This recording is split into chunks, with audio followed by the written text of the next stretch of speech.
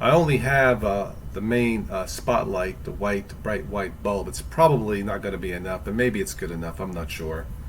This is the first test running it with the built-in screen capture in the Chromebook.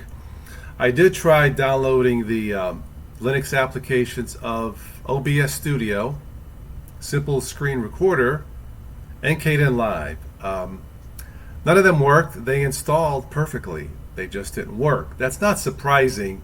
Those applications are not officially supported in a Chromebook, but that just shows the limitations of the Linux ecosystem, and that limitation is, well, it is fragmentation. But nothing wrong with the Chromebook. The Chromebooks are certainly capable of running apps like that, but I could not get them to work. Maybe you will have better luck. But I'm going to test this and play this back and see what happens. The camera looks fine on the little screen here.